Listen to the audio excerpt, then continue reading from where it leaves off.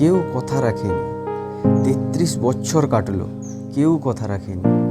ছোটবেলায় এক বৈষ্ণবী তার আগমনী গান হঠাৎ থামিয়ে বলেছিল, শুক্লা দ্বাদশীর দিন অন্তরাটুকু শুনিয়ে যাবে। তারপর কত চন্দ্রভোগ অমাবস্যা চলে গেল, কিন্তু সেই বৈষ্ণবী আর এলো না। ২৫ বছর প্রতীক্ষায় আছে।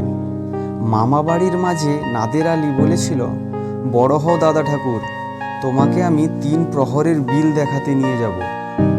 সেখানে পদ্মফুলের মাথায় সাব আর ভ্রমর খেলা করে। নাদের আলী, আমি আর কত বড় হব? আমার মাথায় এ ঘরের ছাদ ফুঁড়ে আকাশ স্পর্শ করলে তারপর তুমি আমায় ৩ প্রকারের বিল দেখাবে? একটাও রয়্যাল গুলি কিনতে পারিনি কখনো। লাঠি লজেন্স দেখিয়ে দেখিয়ে চুষেছে লস্কর বাড়ির ছেলেরা।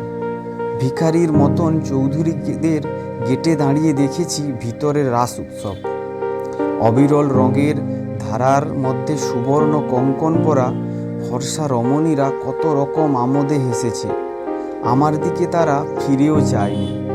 বাবা আমার কাঁধ ছুঁয়ে বলেছিলেন, দেখিস একদিন আমরাও।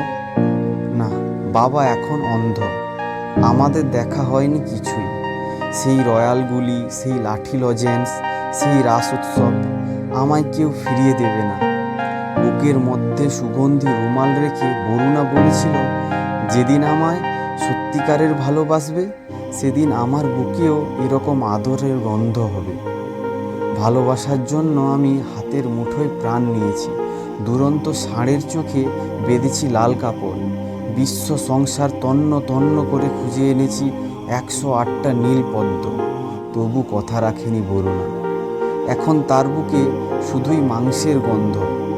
এখনও সে যে কোনো নারী। কেউ কথা রাখেনি। ৩৩ বছর কাটল, কেউ কথা রাখেনি।